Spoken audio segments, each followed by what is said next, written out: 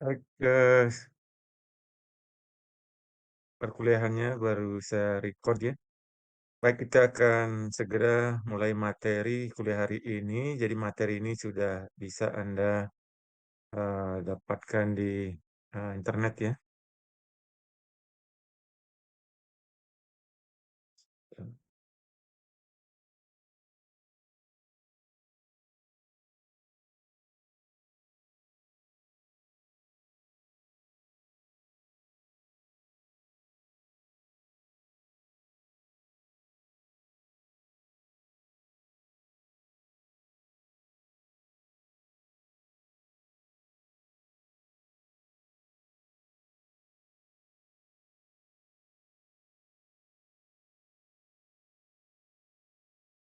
Yang pertama adalah materi terkait teori perhitungan kinerja operasional ya. Kinerja operasional ini maksudnya adalah bagaimana kemudian kita menganalisis kinerja angkutan umum pada saat beroperasi, jadi pada saat operasional. Eh, ada beberapa indikator dari kinerja operasional angkutan umum. Ini saya ambilkan dari indikator Departemen Perhubungan tahun 1996. Yang pertama adalah dari segi jumlah atau volume penumpang. Jumlah penumpang adalah rata-rata jumlah penumpang per armada per hari. Jadi kira-kira rumusannya seperti ini ya. Ini saya kira tidak terlalu rumit ya. Jadi jumlah penumpang per armada per hari, bagaimana cara Anda mencari jumlah penumpang ini? Jadi untuk mencari jumlah penumpang per armada per hari, Anda tentu perlu mengetahui berapa kali atau istilahnya adalah round trip ya. Berapa round trip pergerakan dari armada itu dari asal ke tujuan dalam satu hari. Jadi nanti ada istilah trip dan ada istilah round trip. Satu trip itu adalah pergerakan dari asal ke tujuan. Itu satu trip. Kemudian dari tujuan kembali ke asal itu juga satu trip. Pergerakan dari asal ke tujuan kembali ke asal itu satu round trip atau sering disebut satu kali read. Jadi satu read itu sama dengan satu round trip. Nah, itu Anda perlu ingat dan perhatikan. Sehingga nanti metode surveinya cukup sederhana, Anda tinggal lakukan survei on board ya. Anda lakukan survei on board, itu Anda berada di dalam kendaraan. Jadi maksud dari survei on board ini adalah Anda ikut bergerak di dalam kendaraan. Kemudian ketika Anda berada di dalam kendaraan, Anda lakukan pencatatan. Pencatatan jumlah penumpang yang naik dan turun. Sehingga apa yang Anda lakukan pada saat survei on board, Anda membawa formulir survei, kemudian Anda identifikasi terlebih dahulu titik-titik halte dari angkutan umum.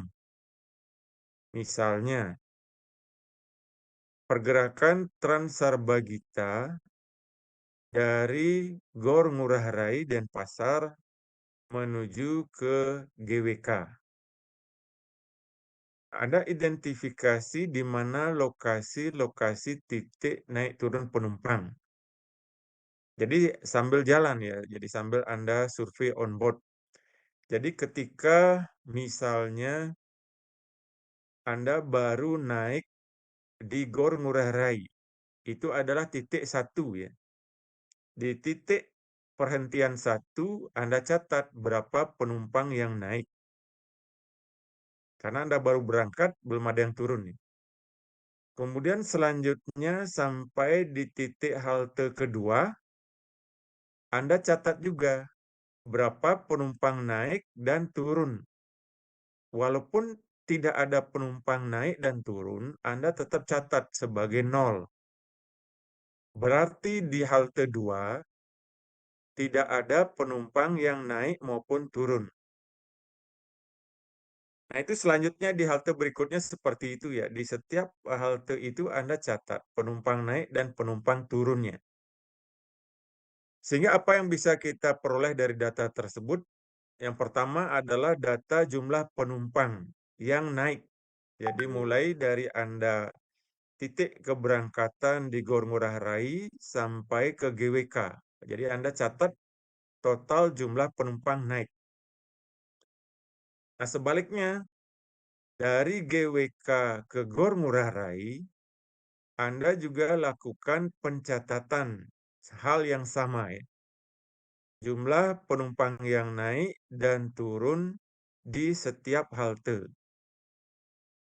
Jadi jumlah penumpang yang naik di total, itulah kemudian jumlah penumpang dari tujuan ke asal. Jadi tadi Anda yang pertama dapatkan total jumlah penumpang dari asal ke tujuan, kemudian sebaliknya adalah total jumlah penumpang dari tujuan ke asal.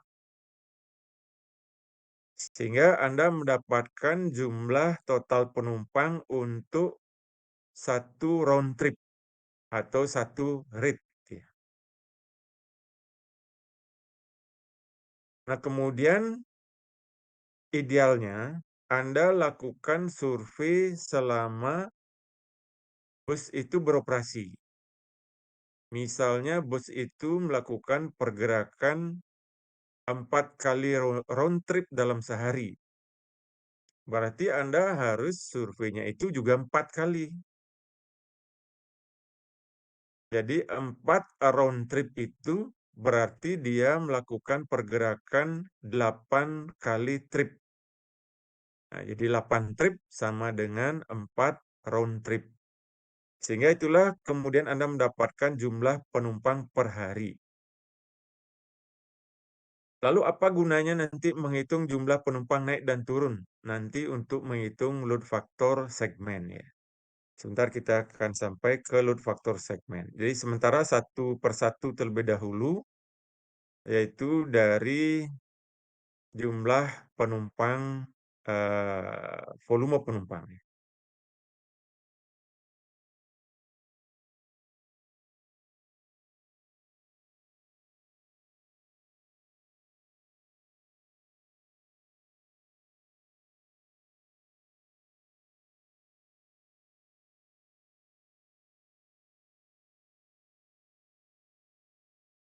Kemudian selanjutnya yang kedua, jarak perjalanan. Dari mana Anda bisa mengetahui jarak perjalanan? Jadi jarak perjalanan yang diukur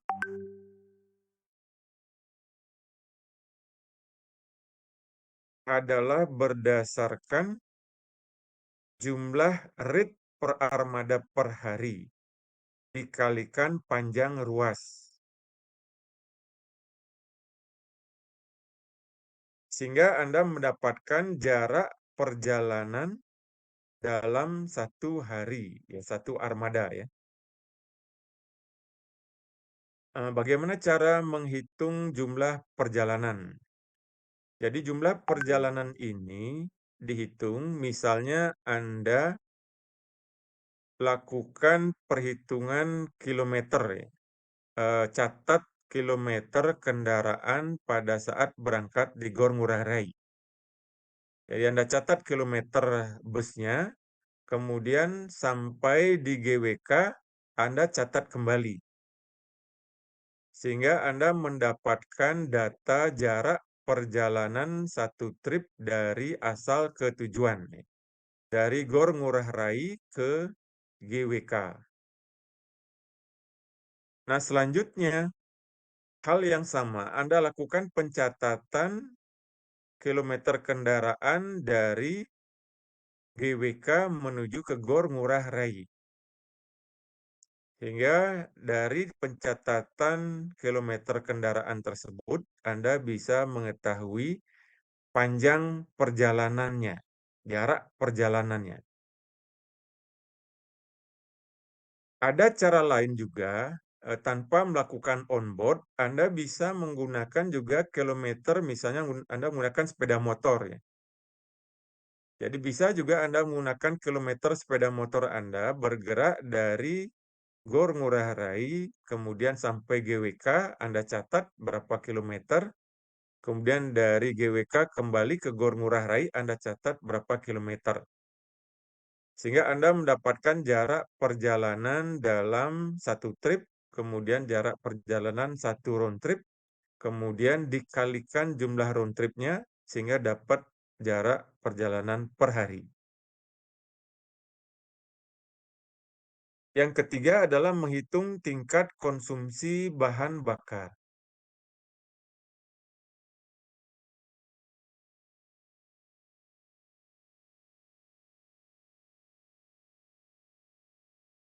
Tingkat konsumsi bahan bakar ini dihitung berdasarkan jarak perjalanannya.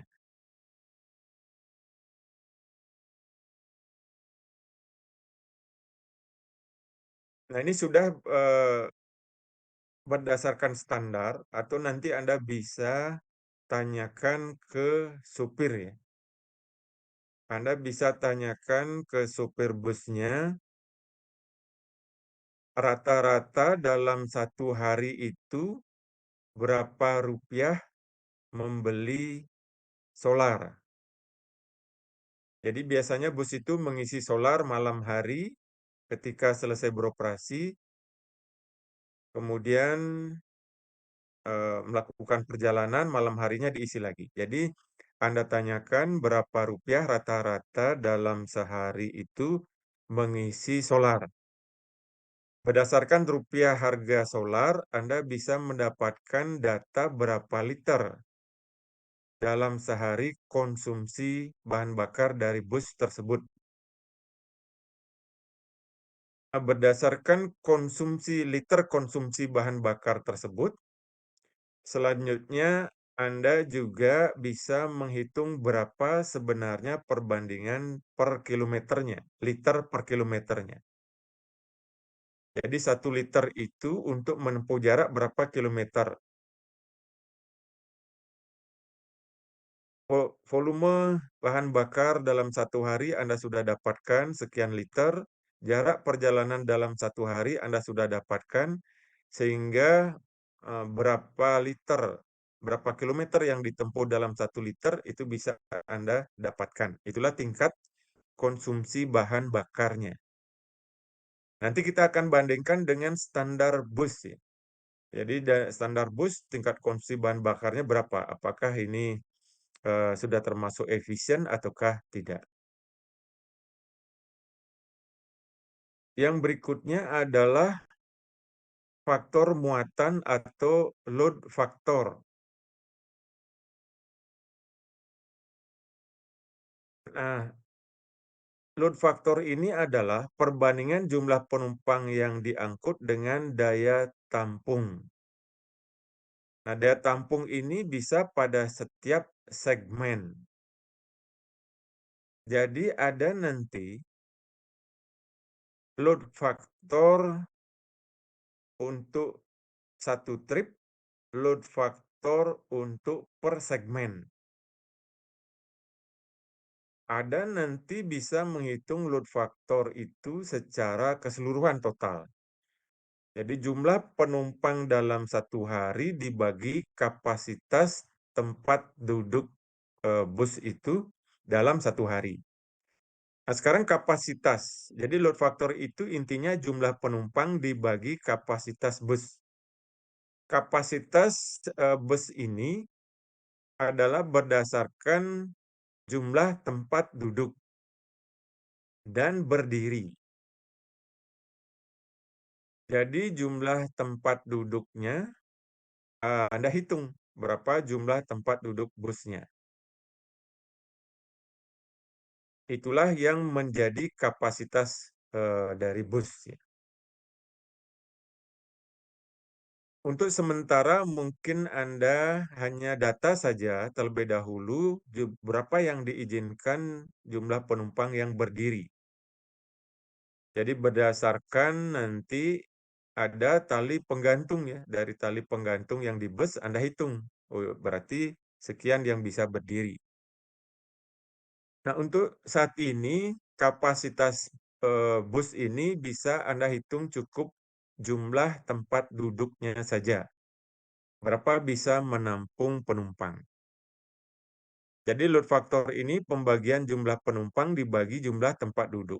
Misalnya jumlah tempat duduknya ada 30, sedangkan jumlah penumpang yang naik 15, berarti load faktornya adalah 50% atau setengahnya.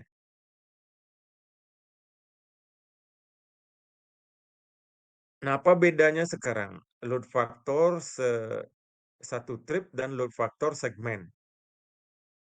Load factor satu trip berarti Anda menghitung total jumlah penumpang dari asal ke tujuan dibagi dengan jumlah tempat duduk atau kapasitas bus.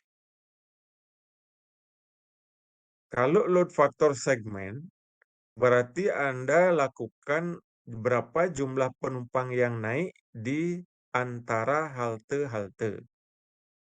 Misalnya segmen 1 adalah antara Gor Ngurah Rai sampai ke halte 1. Jadi jumlah penumpang yang naik dibagi dengan total tempat duduk. Demikian juga di segmen 2, jumlah penumpang naik dibagi total tempat duduk, dan seterusnya. Sehingga dari load factor segmen tersebut kita akan mendapatkan di segmen mana penumpangnya yang paling tinggi. Load faktornya yang paling tinggi. Nah, itu adalah load factor. Nah, tadi kita sudah mengkaji, jadi kinerja operasional itu hanya ada 4 indikator ya. Jadi ini tidak terlalu susah ya. Kemudian selanjutnya adalah kualitas pelayanan angkutan umum ya. Ini kebetulan contoh di sini angkutan kota. Jadi angkutan umum juga termasuk di dalamnya ya. Yang pertama adalah waktu tunggu. Nah, bagaimana menghitung waktu tunggu? Ini secara rumus sudah dihitung berdasarkan headway. Berarti Anda harus menghitung headway terlebih dahulu untuk bisa menghitung waktu tunggu. Headway, bagaimana caranya untuk survei headway? Saya kira Anda sudah bisa ya.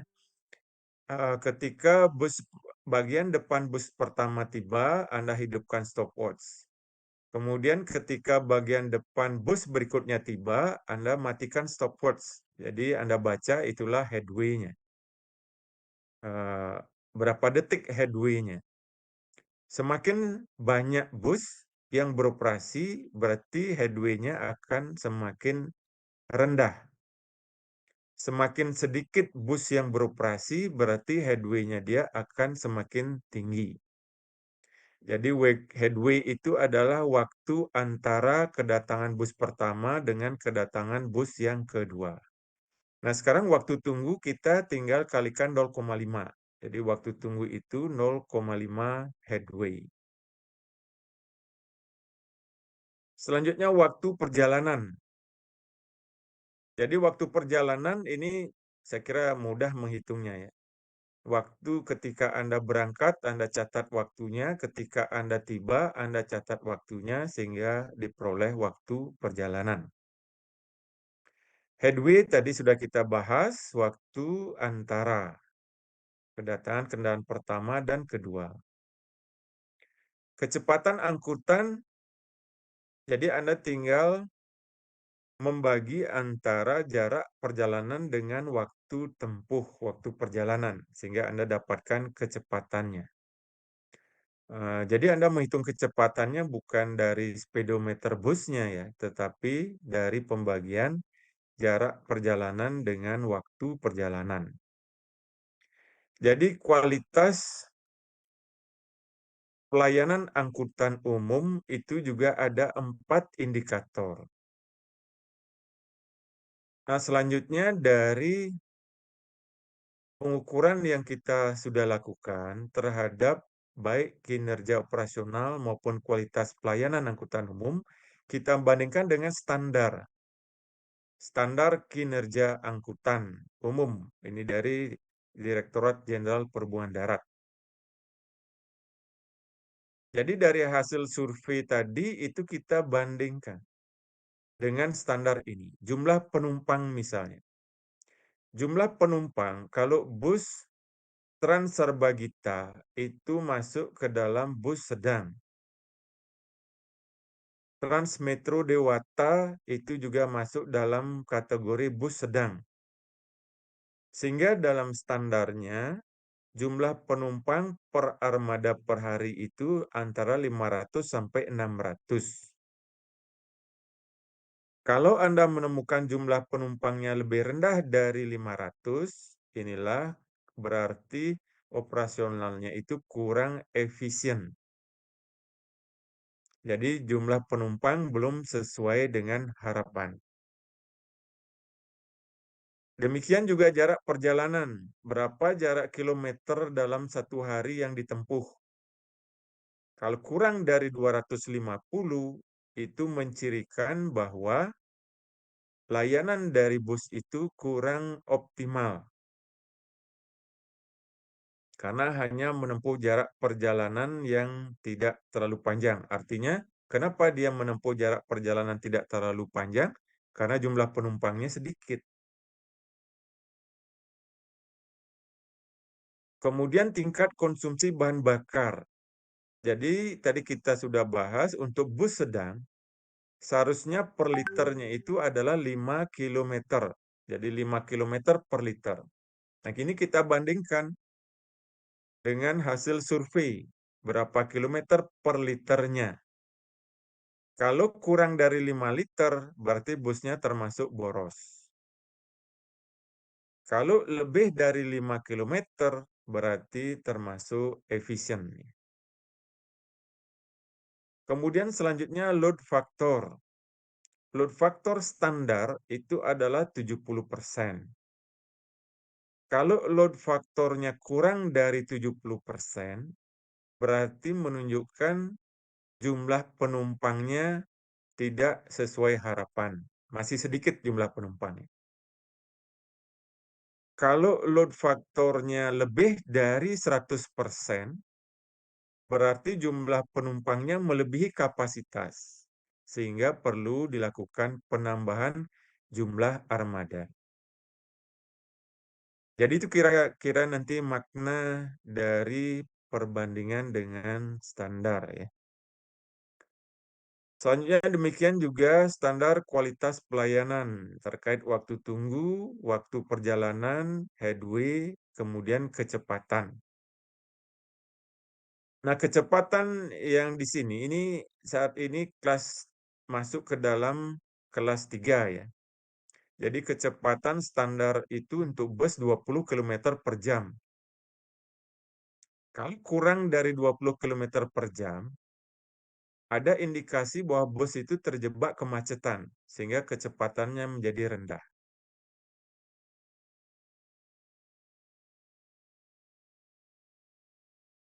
Ya, jadi itu tadi dari perbandingan kemudian standar kinerja operasional dan standar kualitas pelayanan.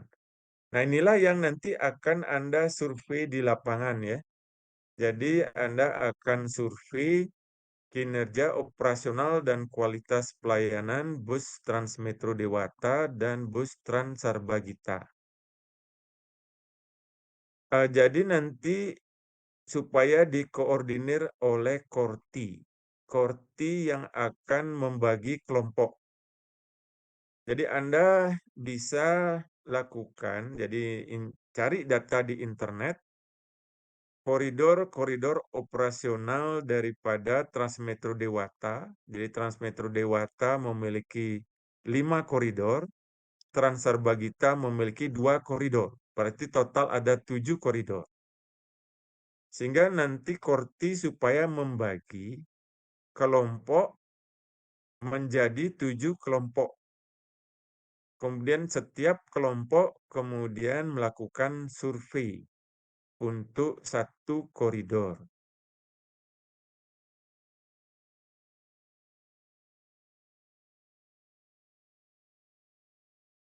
Nah, selanjutnya adalah menghitung biaya operasi kendaraan. Jadi berdasarkan data yang Anda peroleh,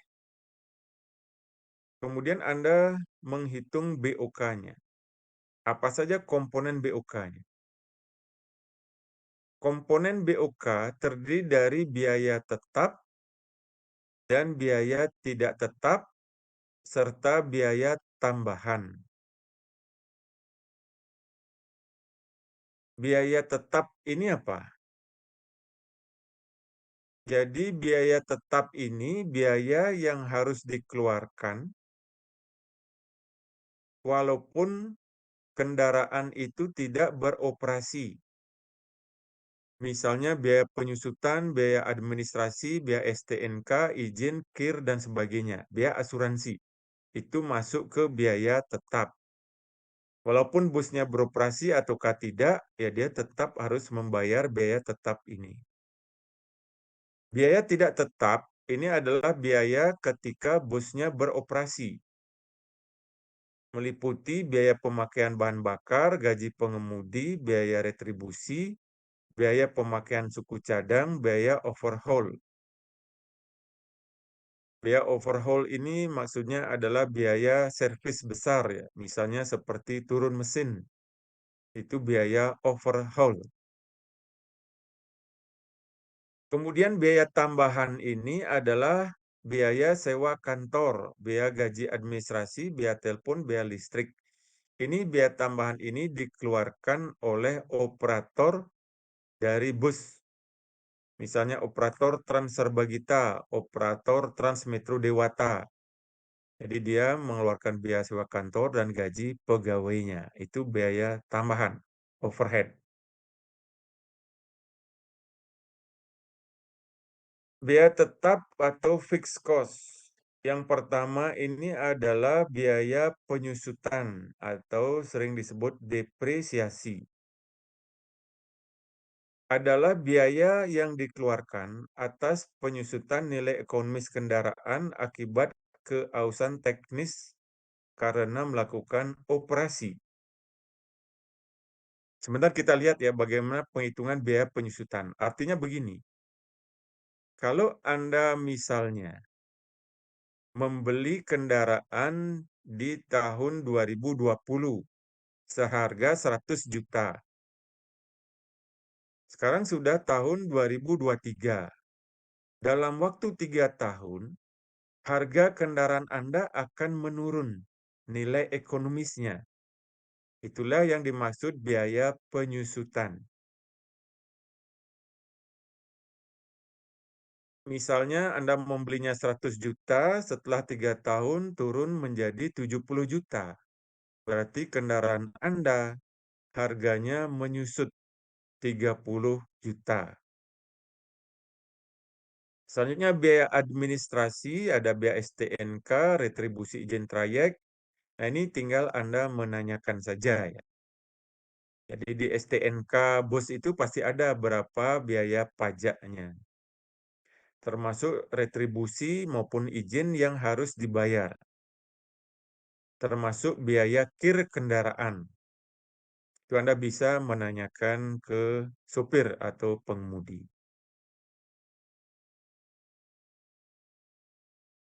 Selanjutnya biaya tidak tetap gaji pengemudi. Ini gaji pengemudi tinggal menanyakan ya. Jadi berapa pengemudi itu Transmetro maupun Transarbagita digaji.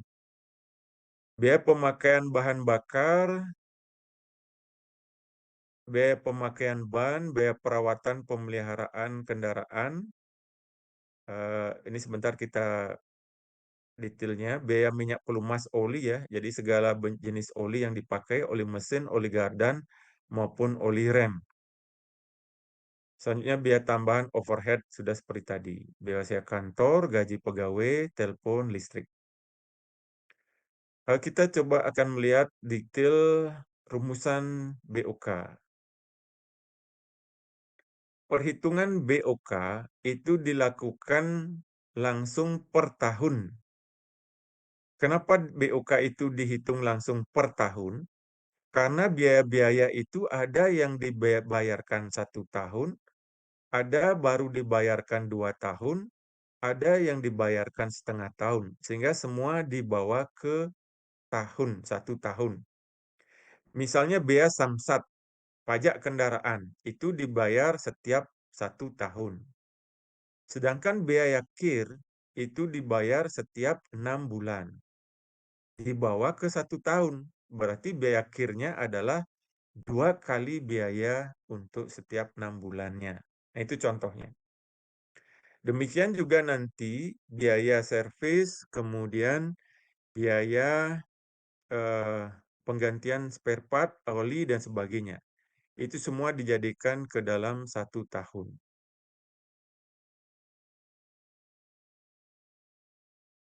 Yang pertama adalah biaya penyusutan. Jadi sudah ada rumusnya ya.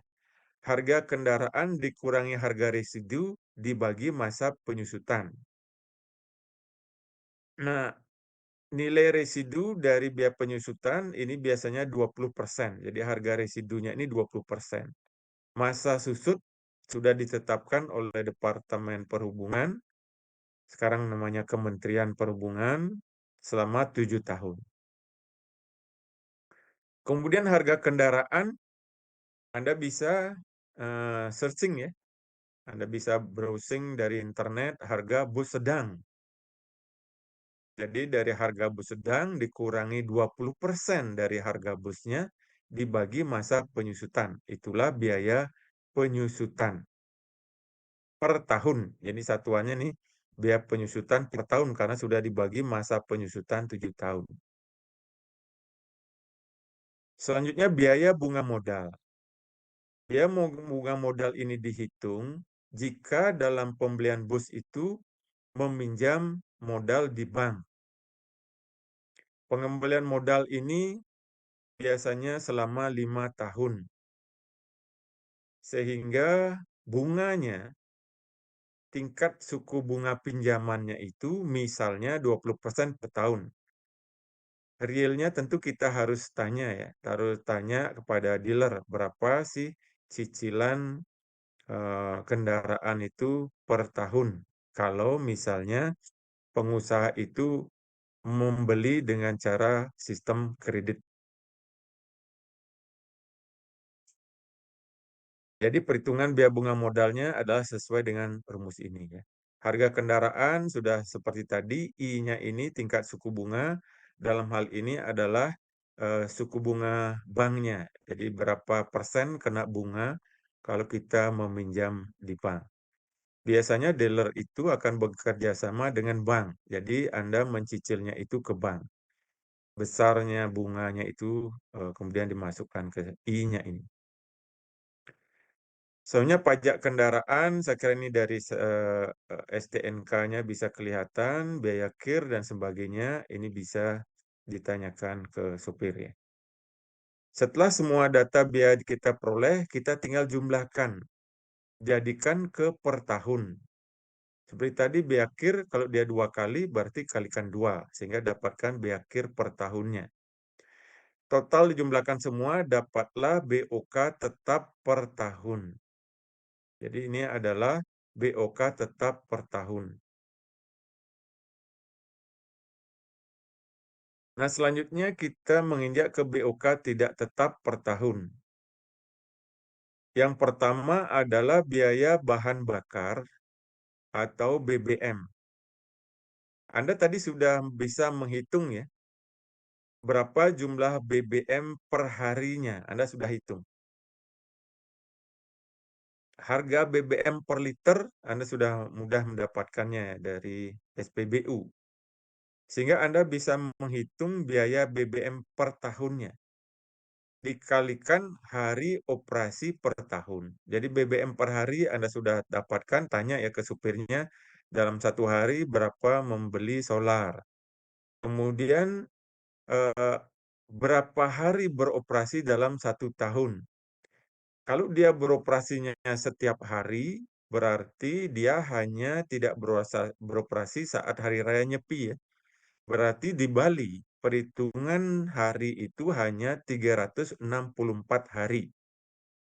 Berarti Anda kalikan biaya BBM per hari kali 364 hari. Sehingga ketemu biaya BBM per tahun. Banyak mahasiswa yang agak kebablasan ya, semua dikalikan 365, padahal hari raya Nyepi tidak sudah pasti tidak beroperasi ya. Selanjutnya biaya retribusi terminal ini kalau ada. Nah, sekarang biaya retribusi terminal ini sudah tidak ada lagi, sudah dihapuskan di Kota Denpasar sehingga tidak perlu dihitung. Gaji pengemudi kita tinggal menanyakan ke eh, supir berapa dia digaji, apakah gaji per hari, apakah digaji per bulan, kemudian dicari per tahun.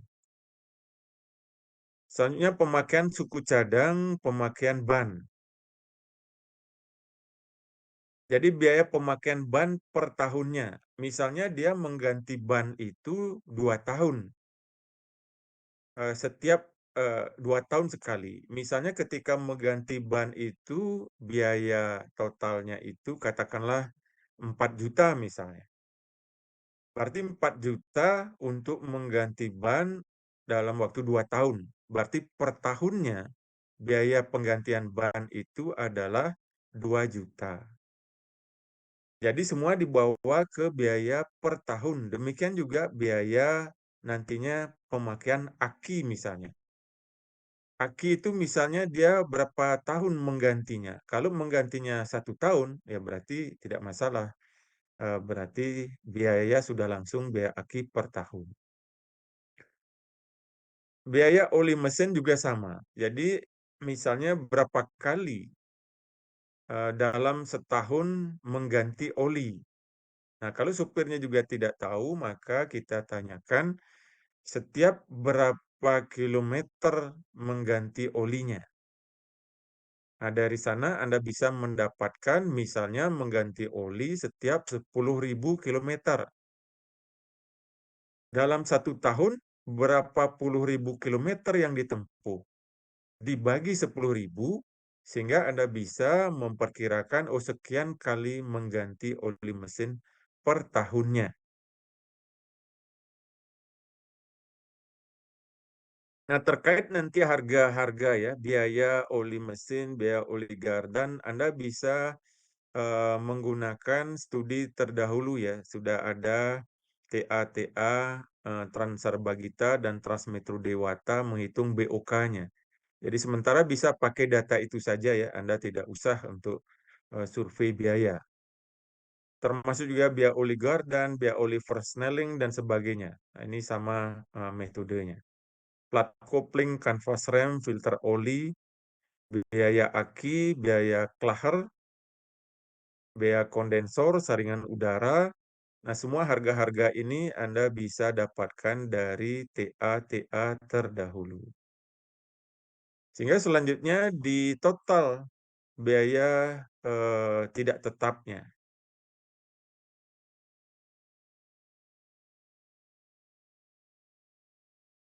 Jadi BOK tidak tetap atau sering disebut BOK variabel.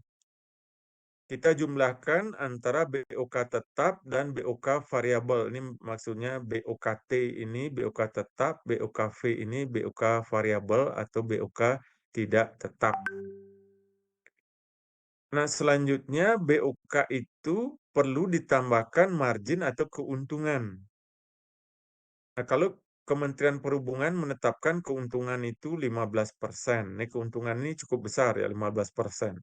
Jadi Anda dalam realitanya bisa menggunakan angka sekitar 10% saja sudah cukup ya.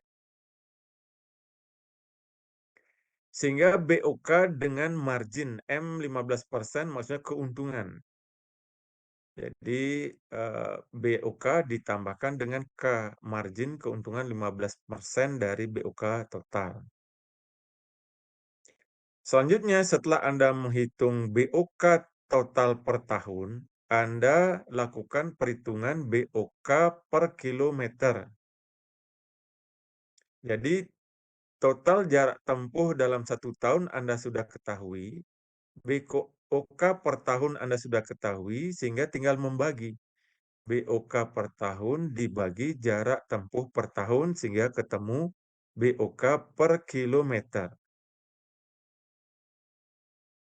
Jadi nanti ada BOK per kilometer tanpa margin atau keuntungan, ada BOK per kilometer dengan margin atau keuntungan.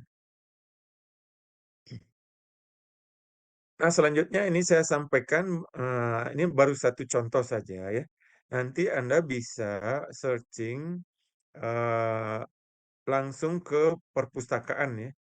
Jadi lihat di perpustakaan tugas akhir maupun tesis yang mengenai analisis kinerja dan biaya operasional kendaraan. Itu sudah banyak ada ya, contoh-contoh TA-nya. Jadi Anda nanti silakan melihat contoh ini contoh sudah saya berikan bagaimana cara-cara menghitungnya.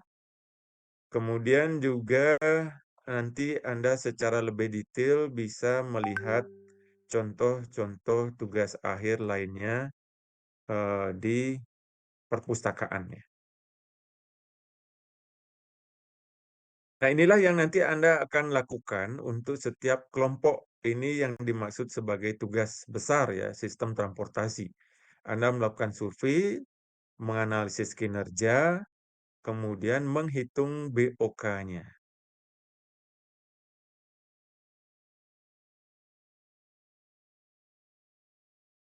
Ini contoh formulir survei, headway juga sudah diberikan di sini ya. Formulir onboard survei juga sudah diberikan, penumpang naik, penumpang turun di setiap segmen. Ini sudah diberikan juga contohnya. Ya, saya kira untuk pembahasan materi hari ini sampai di sini ya.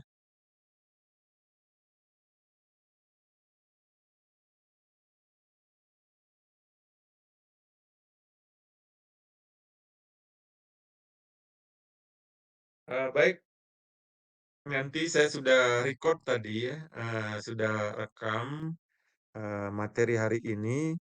Bagi Anda yang masih kurang jelas dengan penjelasan yang saya berikan, nanti saya akan upload hasil rekamannya di Oase ya. Silakan nanti bisa mengulang atau mendengarkan kembali melalui Oase. Jadi ini juga agak keuntungan ya, kuliah online ini bisa kita record, bisa kita rekam, dan bisa Anda putar ulang di Oase. Nah, selanjutnya adalah nanti Anda Korti ya, untuk membagi kelompok seperti yang saya sampaikan tadi. Setiap saat Anda bisa berkonsultasi ya ke saya apabila ada hal yang kurang jelas. Supaya nanti jangan sampai keliru surveinya. Jadi langkah yang perlu Anda lakukan adalah nanti Anda menyusun laporan ya. Menyusun laporannya itu sama seperti membuat laporan tugas akhir ya. Ada pendahuluan, kemudian ada latar belakang, rumusan masalah, tujuan, kemudian selanjutnya ada studi pustaka. Studi pustakanya itu Anda tinggal lihat saja di TA-TA sebelumnya ya, bagaimana cara menghitung kinerja dan BOK. Selanjutnya hasil dan metode ya. Metodenya Anda munculkan, metode surveinya seperti apa. Selanjutnya hasil dan pembahasan ya Anda lakukan eh, sesuai contoh yang sudah saya berikan tadi. Kemudian diberikan simpulan dan saran. Jadi ini seperti Anda membuat TA-TA kecil ya, penelitian-penelitian kecil. Nanti kalau Anda TA yang sebenarnya, ya kira-kira seperti ini ya, TA model-model tugas akhir terkait dengan kinerja angkutan umum. Baik, sebelum kuliah hari ini kita akhiri, apakah ada hal yang ingin ditanyakan? Saya persilahkan.